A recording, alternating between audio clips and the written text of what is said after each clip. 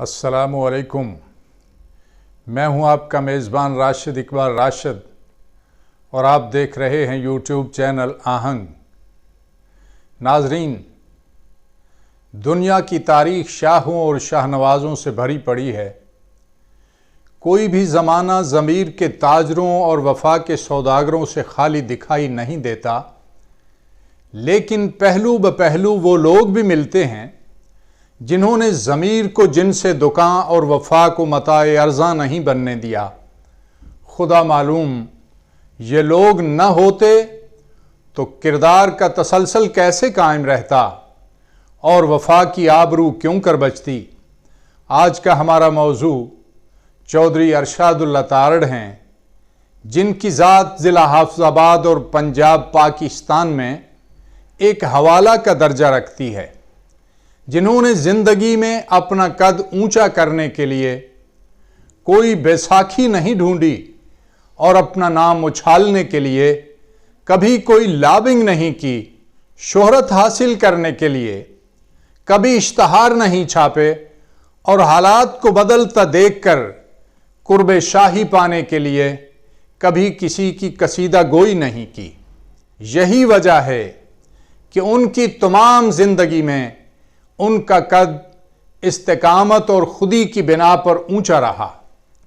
چودھری ارشاد اللہ تارڑ کی ذات ششجہات ہیرے کی طرح ہے، جس کے ہر نوک سے مختلف رنگ کی روشنیاں جھلک رہی ہیں۔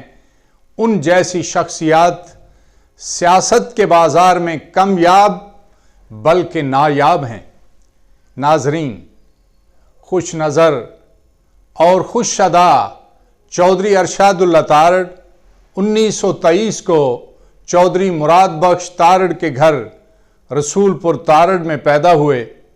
ابتدائی تعلیم حاصل کرنے کے بعد ایف سی کالج لاہور میں داخلہ لیا اور اسی دوران تحریک پاکستان فیصلہ کن مراحل میں داخل ہو چکی تھی۔ طالب علمی کے زمانہ میں ہی چودھری ارشاد اللہ تارڑ کو قائد اعظم محمد علی جناح سے قربت نصیب ہوئی اور آپ پاکستان کی خالق سیاسی جماعت مسلم لیگ میں شامل ہو گئے اور انگریز سے آزادی کے شوق کو اپنا امام بنا لیا اور اپنی انا ایک عظیم مقصد کے ہاتھ میں تھما دی، اور پھر اپنی عمر کے 90 سال ایک نقطہ نظر، ایک دستور حیات، ایک اصول زندگی اور ایک نصب العین کے لیے کھپا دیا۔ ناظرین، چودھری ارشاد اللہ تارڑ کی 90 سالہ بھرپور زندگی بے پناہ ولولوں اور ایمان افروز جذبوں سے معمور رہی، جس کا احاطہ کئی ضخیم تصنیفات تو کر سکتی ہیں، چند منٹ کا پروگرام ناکافی ہے۔ چودھری ارشاد اللہ تارڑ نے حیات مستعار کو اس قدر غنیمت نہیں سمجھا کہ عہد کم ظرف کی ہر بات گوارا کرتے۔ ان کی زندگی کے نمایاں پہلوؤں میں ایک نمایاں پہلو یہ تھا کہ وہ حزب اقتدار میں آ کر کبھی بہکے نہیں اور حزب اختلاف میں رہ کر کبھی دبکے نہیں۔ وہ حکومت کی راہداریوں میں بھی رہے اور اپوزیشن کی وادیوں میں بھی۔ زمانے نے سازگاری کی یا نہیں، ان کی خودی ہر دو صورتوں میں برقرار رہی۔ اللہ رب العزت نے چودھری ارشاد اللہ تارڑ کو گفتار کی مٹھاس، الفاظ کے حسن، پیش کرنے کے سلیقے اور زبان و بیان کی نزاکتوں اور لطافتوں سے خوب نوازا تھا، جس کا وہ برمحل اظہار کرتے اور بڑے بڑے اجتماع کو ایک اکائی میں بدل دیتے۔ وہ اپنی جادو بیانی سے لوگوں کے دلوں کو کھلونا سمجھ کر کھیلتے تھے۔ وہ جب بولتے وقت لب کھولتے تو موتی رولتے اور کانوں میں رس گھولتے تھے۔ وہ بات کرنے کا ڈھنگ بھی جانتے تھے اور سچی بات ہے کہ رنگ بھی باندھتے تھے۔ ان کی زبان کی کمان سے باتوں کے تیر نکل کر دل میں ترازو ہو جاتے تھے اور سننے والے اپنا سب کچھ ہار بیٹھتے تھے۔ انہوں نے کسی بھی مجلس میں اپنے اوپر محفل کا رنگ نہیں چڑھنے دیا، بلکہ جہاں بیٹھے محفل کا رنگ بدل دیا۔ یوں کہیے کہ اٹھا جو مینا بدست ساکی، اٹھا جو مینا بدست ساکی، رہی نہ کچھ تاب ضبط باقی، تمام میں کش پکار اٹھے یہاں سے پہلے، یہاں سے پہلے۔ چودھری ارشاد اللہ تارڑ کی تہذیب اپنی زبان، اپنی وضاقتہ، اپنی بود و باش، اپنی روایات اور اپنی عادات منفرد تھیں۔ وہ جب ملے اور جس سے ملے مطمئن نظر آئے اور مسرور دکھائی دیے۔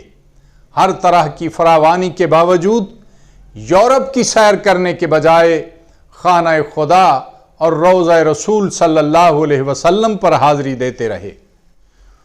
ان کی شخصیت کے نمایاں اوصاف میں سے ایک اونچا وصف سادگی تھا۔ وہ سادگی بھی ایسی کہ جس پر شہزادگی نچھاور ہو جائے۔ ان کے قریبی دوستوں میں نواب افکالہ باغ شامل تھے۔ وہ جنرل ایوب خان کی پارلیمنٹ کا حصہ رہے۔ جنرل ضیاء الحق کے دور حکومت میں مجلس شورا کے رکن رہے، لیکن اس کے باوجود نہ گھر بدلا، نہ لباس بدلا اور نہ مزاج بدلا۔ ناظرین، سیاست میں مکر کو ہنر، زر کو بنیادی قدر، عیاری کو فنکاری اور لوٹے پن کو فن کا درجہ حاصل ہے، لیکن چودھری ارشاد اللہ تارڑ نے اپنی عمر کے 90 سال ایک نقطہ نظر، ایک دستور حیات، ایک اصول زندگی اور ایک نصب العین کے لیے کھپا دیے۔